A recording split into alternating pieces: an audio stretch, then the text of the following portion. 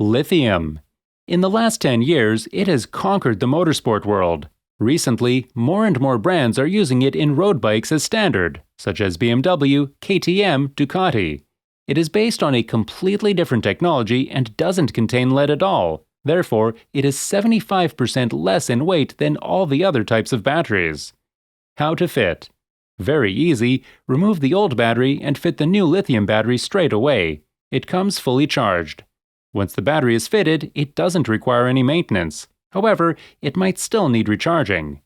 Pros: maintenance-free, lightweight, 75% less, high CCA or cold cranking amps, very low self-discharge, waterproof, longest lifetime, can be fitted in any position, even upside down, quick charge available, vibration and heat resistance.